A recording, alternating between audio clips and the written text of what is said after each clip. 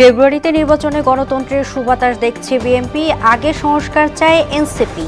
লন্ডনে প্রধান উপদেষ্টা যৌথ ব্রিফিংয়ে নাখোশ জামাত। মামলা জটের কারণে আদালতে আস্থা কমছে বিচার প্রার্থীদের, মত বিশেষজ্ঞদের। আইনগত সহায়তার প্রতিষ্ঠানকে দক্ষ করার তাগিদ আইন উপদেষ্টার। ঈদ ছুটির শেষ দিনে ঢাকা অভিমুখী কর্মজীবী মানুষের ঢল, বাস, ট্রেন, লঞ্চে সমান ভিড়। উৎসব শান্তিপূর্ণ হয়েছে বললেন স্বরাষ্ট্র উপদেষ্টা। এবং 18 দিন পর অচল অবস্থায় কাটল চক্ষু বিজ্ঞান ইনস্টিটিউটে, পুরো দমে সেবা চালু হওয়ায় রোগীদের স্বস্তি।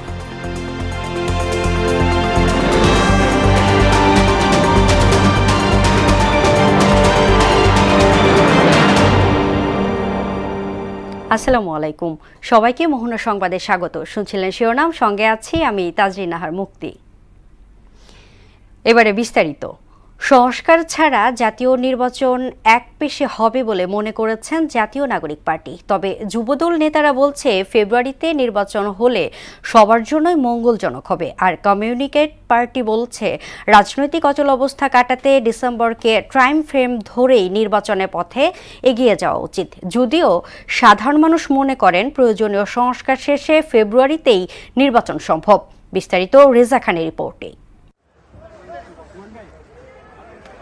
লন্ডনে প্রধান উপদেষ্টা অধ্যাপক মোহাম্মদ ইউনূসের সঙ্গে বিএনপির ভারপ্রাপ্ত চেয়ারম্যান তারেক রহমানের বৈঠকের পর যৌথ বিবৃতিতে ফেব্রুয়ারিতে জাতীয় নির্বাচনের আভাস দেয়া হয়। 2026 সালের রমজান শুরু হওয়ার আগের সপ্তাহেও নির্বাচন আয়োজন করা যেতে পারে। যদি তাই হয় তবে বিভিন্ন খাতের চলমান সংস্কার বাধাগ্রস্ত হবে কিনা এমন প্রশ্ন উঠেছে।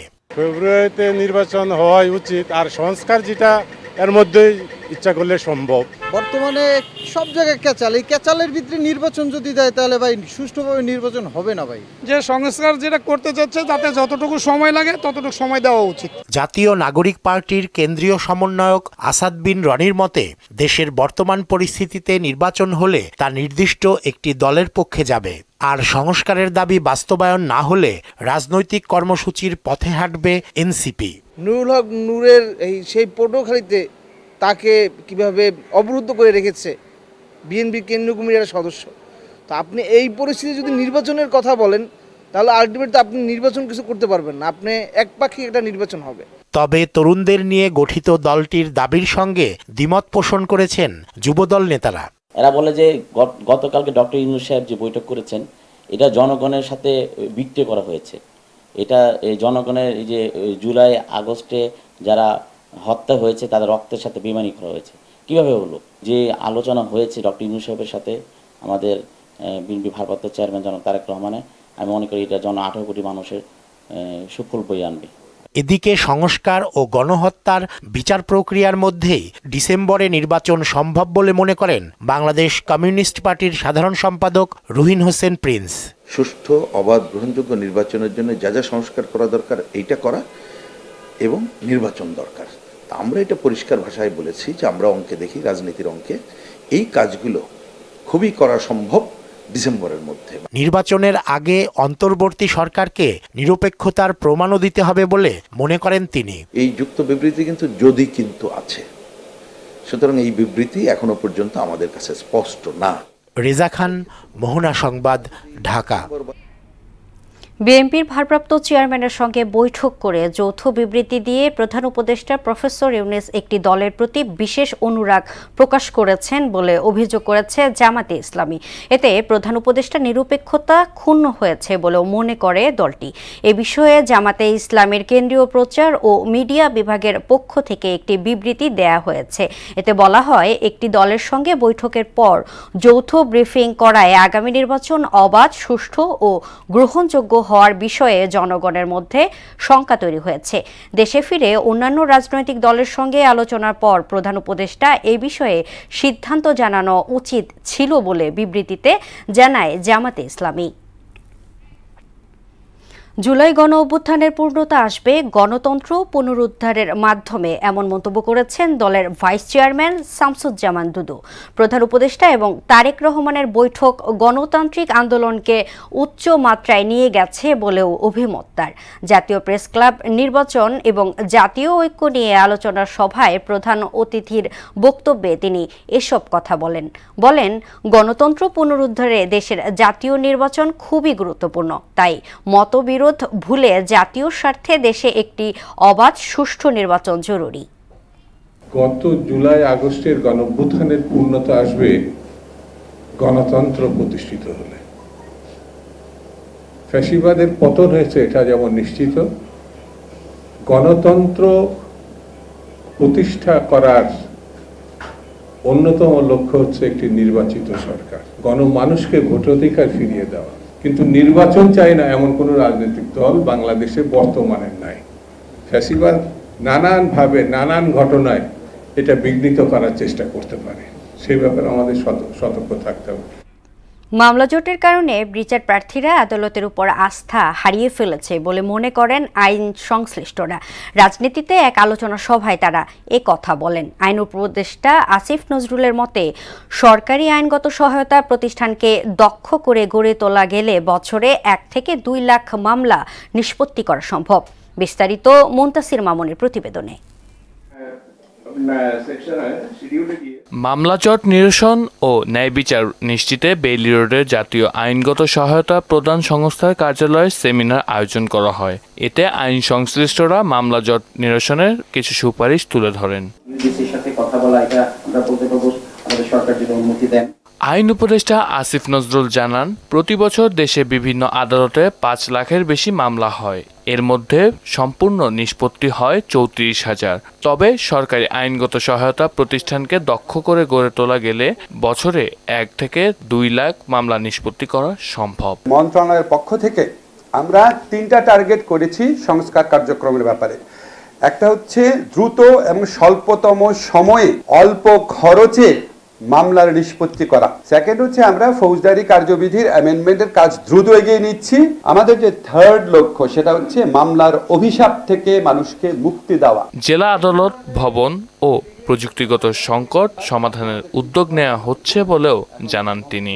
আমাদের যদি কোনো জায়গায় লিগ্যাল এইড দিতে গিয়ে যদি আমাদের সমস্যা হয়, ভবন স্থান সংকুলন হচ্ছে না, আমরা ব্র্যাকের কাছে যাব, ব্লাস্টের কাছে যাব, প্রশিকার কাছে যাব, আপনাদের সাথে এমওইউ করবো যে ভাই আপনি সপ্তাহে 2টা দিন আপনার বিল্ডিংটা যে ছুটির দিনটা আছে সেটা আমাকে ইউজ করতে দেন। আমরা এগুলিকে এক্সপ্লোর করি না, আমরা প্রথম এগুলি এক্সপ্লোর করব। দ্রুত ও স্বল্প খরচে মামলা নিষ্পত্তিতে বিচারক সহ আইন পেশায় জড়িতদের সহায়তা কামনা করেন আইন উপদেষ্টা। মামলা স্বল্প খরচে স্বল্প সময় নিষ্পত্তি করছি, সেটার সংখ্যা 35,000, আমরা সেটাকে 1 থেকে 2 লক্ষে নিয়ে যেতে পারবো। মুনতাসির মামুন, মোহনা সংবাদ, ঢাকা। ঈদুল আজহার ছুটির শেষ দিনে নানা পথে রাজধানীতে ফিরছেন কর্মজীবী মানুষ। সদরঘাট টার্মিনালে আসার প্রতিটি লঞ্চে ছিল যাত্রীতে পরিপূর্ণ। সড়ক ও রেলপথের চিত্রও একই রকম, প্রতিটি বাস ও ট্রেনের গাদাগাদি ভিড়। যমুনা সেতু এলাকা ছাড়া সব মহাসড়কেই যাত্রা ছিল স্বস্তির। মুনতাসির মামুনের আরেকটি প্রতিবেদন। 2 লঞ্চের লোক 1 লঞ্চে লইছে ভাই, মানুষ দেখছেন। ভোরের আলো ফোটার আগেই একে একে লঞ্চ ভিড়ছে ঢাকা সদরঘাটে। নারীর টানে গ্রামে যাওয়া মানুষ সদল বলে ফিরছেন কর্মস্থলে। ফাঁকা ঢাকা আবারও যেন প্রাণ ফিরে পাচ্ছে তাদের পদভারে। যেখানে লঞ্চ লাগে 2টা সেখানে হয়তো একটা আসছে। লঞ্চে অনেক যাত্রী ভিড় ছিল, যেমন আমরা কেবিনে আসছি, কেবিন থেকে যে একটু ওয়াশরুমে যাবো এরকম যাওয়ার মতো সুযোগ ছিল না। আলো কিন্তু অনেক ভোগান্তি, 600 টাকা দিয়ে টিকিট কেটে আসতে হয়েছে। তারপর অতিরিক্ত যাত্রী লঞ্চের ভিতরে অনেকবার হাতাহাতি হয়েছে। ঢাকা রেলওয়ে স্টেশনেও দেখা গেছে একই চিত্র।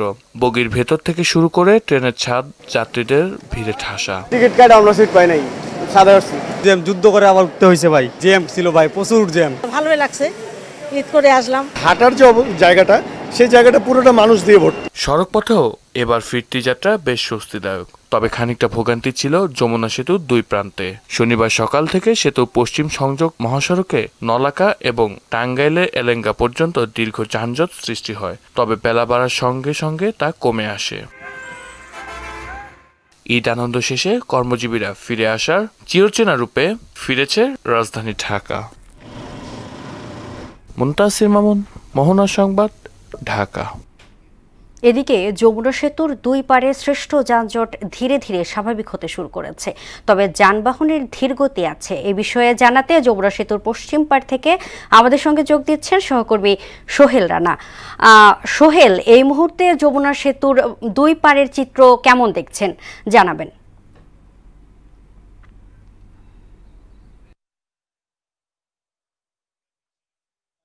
আপনাকে ধন্যবাদ। আপনি যেমনটি বলছিলেন, সকাল থেকেই কিন্তু যমুনা সেতুর দুই পাশে কিন্তু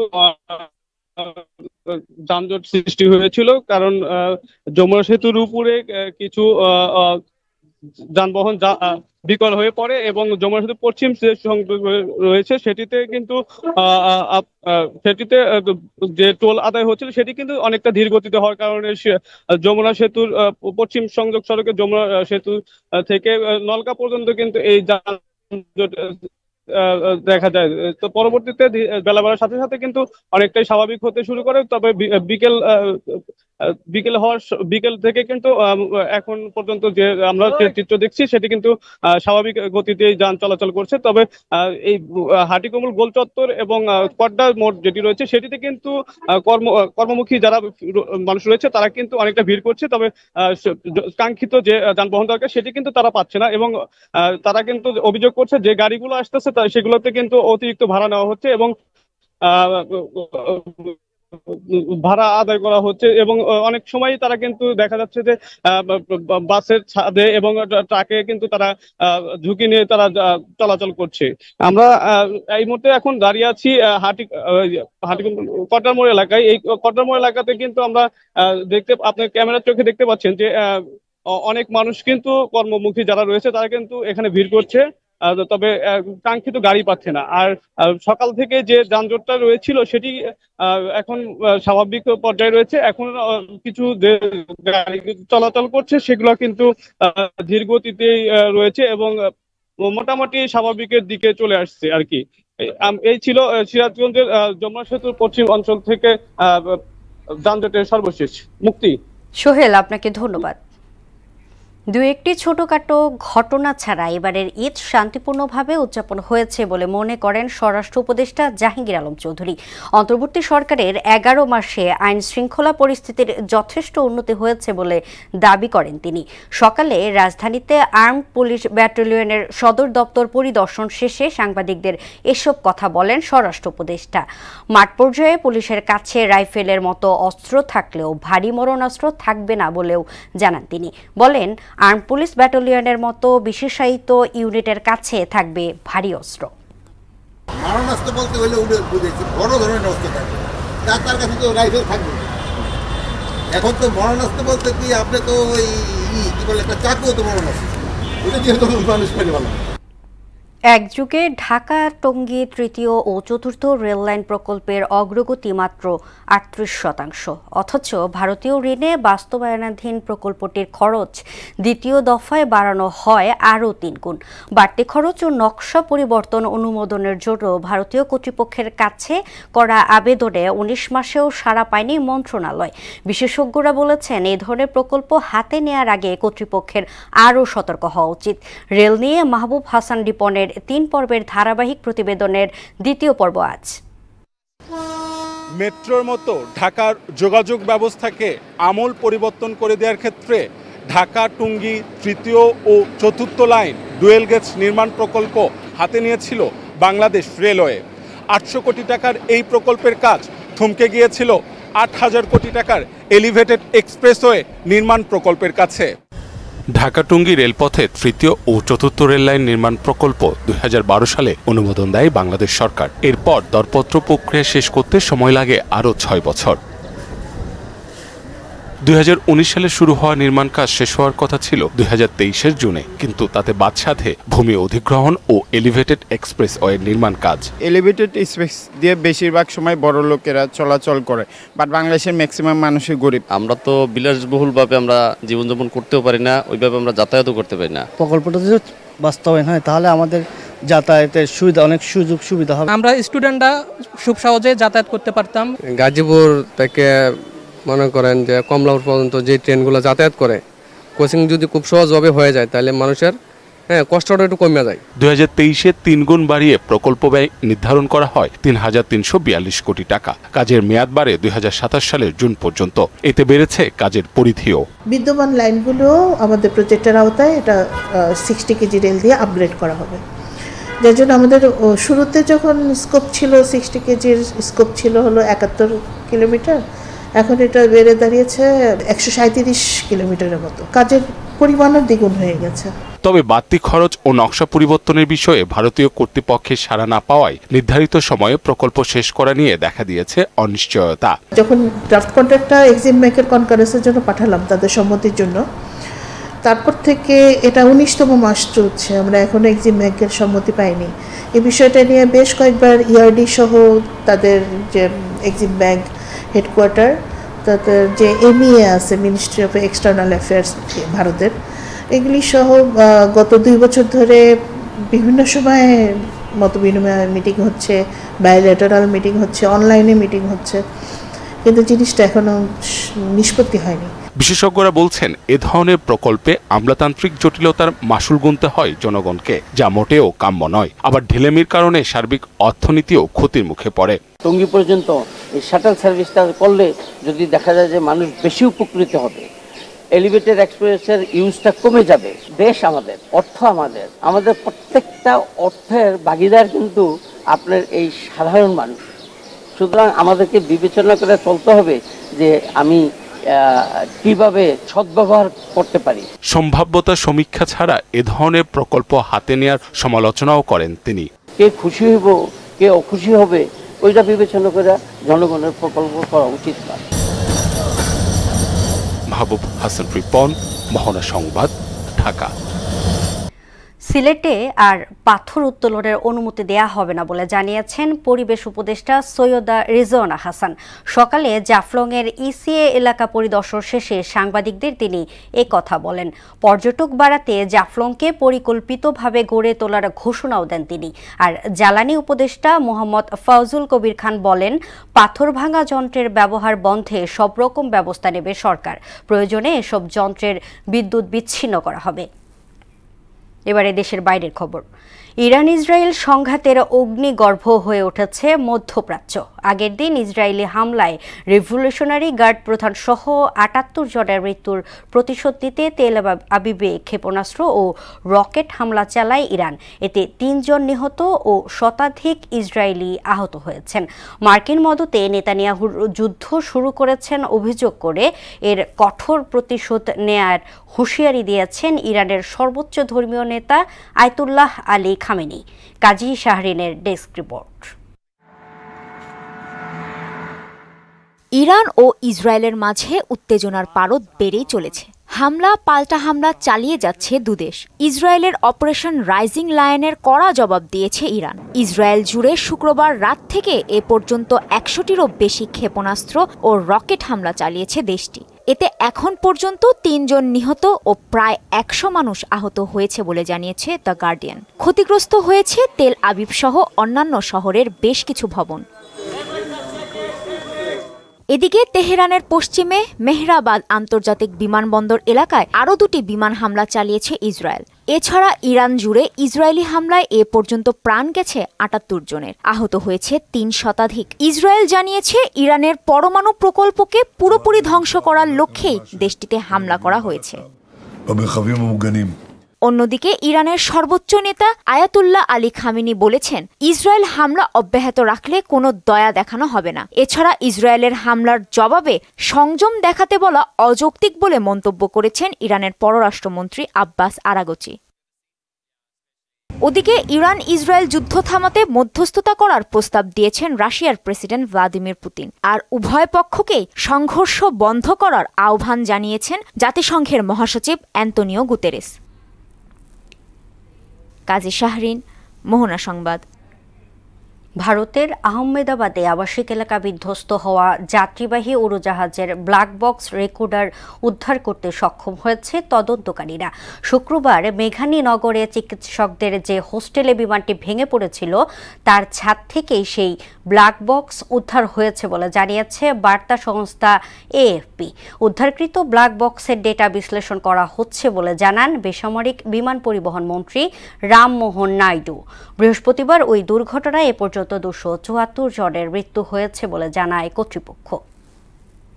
শেষ করব মোহনার সংবাদ, যাবার আগে শিরোনামগুলো দেখে নিচ্ছি আরও একবার।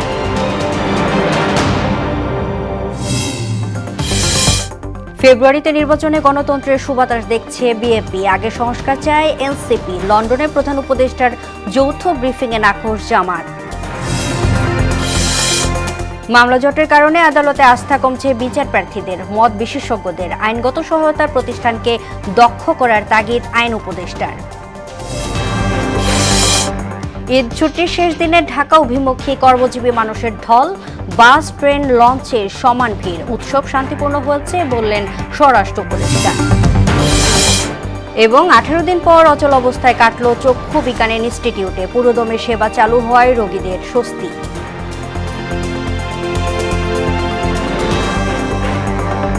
এই ছিল মোহনার সংবাদে। পরবর্তী সংবাদ রাত 9টায়।